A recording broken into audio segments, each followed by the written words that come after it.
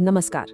आज के इस खास ऐतिहासिक विश्लेषण में हम एक बेहद अहम और संवेदनशील मुद्दे पर बात करने वाले हैं। वाल्मीकि समुदाय की विरासत, उनका इतिहास और उनका सामाजिक विकास। इतिहास के छात्रों के नजरिए से आज हमारा मकसद ये समझना है कि कैसे कुछ विशिष्ट ऐतिहासिक घटनाओं ने एक पूरे समुदाय की सामाजिक स्थिति को हमेशा के लिए आकार दे दिया। हम उनकी उत्पत्ति, उनके हाशिए पर धकेले जाने की पूरी प्रक्रिया और समय के साथ उनकी पहचान में आए बदलावों की गहराई से चर्चा करेंगे। आज की हमारी यह चर्चा मुख्य रूप से 4 हिस्सों में बंटी है। पहला, मुगल काल और उत्पत्ति। दूसरा, मैला ढोना और छुआछूत की व्यवस्था। तीसरा, वाल्मीकि और हरिजन पहचान का विकास। और अंत में वर्तमान स्थिति और अन्य नाम। तो चलिए बिना किसी देरी के शुरू करते हैं। तो सबसे पहले बात करते हैं 16वीं से 18वीं सदी के दौर की, यानी मुगल काल और इस समुदाय की उत्पत्ति की। यहीं से इनके हाशिए पर जाने की शुरुआत दर्ज की गई है। एक बार जरा इस टाइमलाइन पे नजर डालिए। कहानी 16वीं से 18वीं सदी के मुगल काल के हाशिएकरण से शुरू होती है। फिर 20वीं सदी के गांधी युग में हम पहचान के विकास का एक नया मोड़ देखते हैं और अंत में आज का समय आता है जहां इन्हें अनुसूचित जाति का आधिकारिक दर्जा प्राप्त है। ये तीनों पड़ाव हमें पूरी तस्वीर समझने में मदद करेंगे। अब इतिहास में शब्दों के मायने बहुत गहरे होते हैं। भंगी शब्द को ही ले लीजिए। स्रोत सामग्री के अनुसार इस शब्द की जड़ें भंग शब्द में हैं, जिसका सीधा सा मतलब होता है हुक्म ना मानना या विरोध करना। ऐतिहासिक दावों की माने तो मुगल काल में जब कुछ समूहों ने जबरदस्त धर्म परिवर्तन का कड़ा विरोध किया तो उसी अवज्ञा या बगावत के कारण उन पर ये नाम थोप दिया गया था।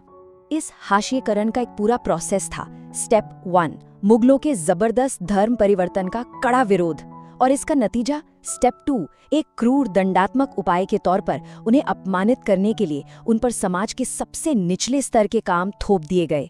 ये एक ऐसी खौफनाक सजा थी जिसने इस समुदाय की आने वाली कई पीढ़ियों की सामाजिक दिशा ही बदल कर रख दी। और यहीं से हमारी चर्चा का दूसरा हिस्सा शुरू होता है, मैला ढोना और छुआछूत, यानी हाशिएकरण का संस्थागत रूप लेना। कैसे एक दंडात्मक कार्य एक स्थायी पेशा बन गया। सजा के तौर पर जो काम उन पर थोपे गए उनमें मैला ढोना, साफ सफाई और कूड़ा बीनना शामिल था।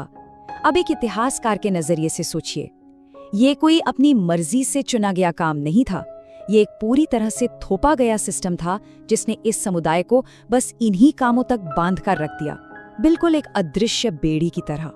और बात सिर्फ काम तक नहीं रुकी, इसका सीधा असर उनके रहने की जगहों पर पड़ा। उन्हें शहर की मुख्य आबादी से बिल्कुल काट दिया गया और दूर अलग थलग बस्तियों में रहने के लिए मजबूर किया गया। ये सिर्फ मीलों की दूरी नहीं थी, ये उनके सामाजिक बहिष्कार का एक जीता जागता सबूत था।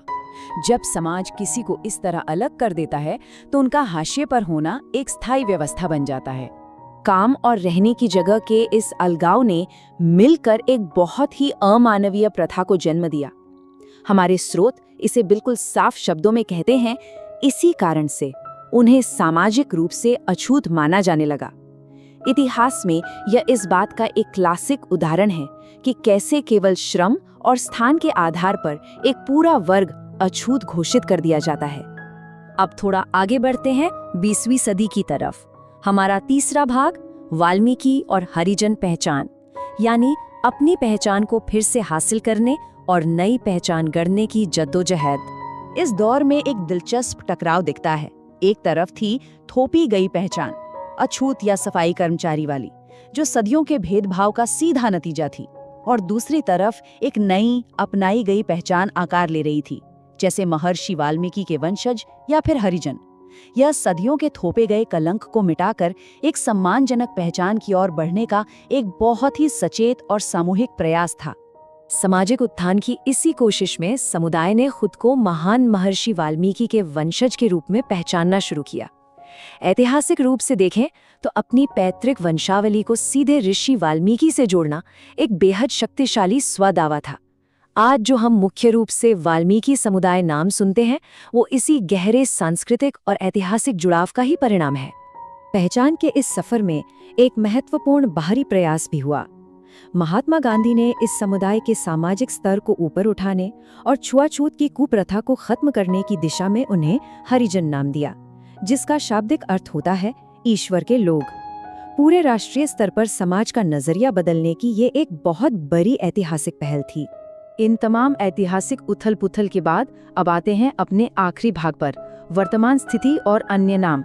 आइए देखते हैं कि आज के आधुनिक ढांचे में इस समुदाय की आधिकारिक स्थिति क्या है।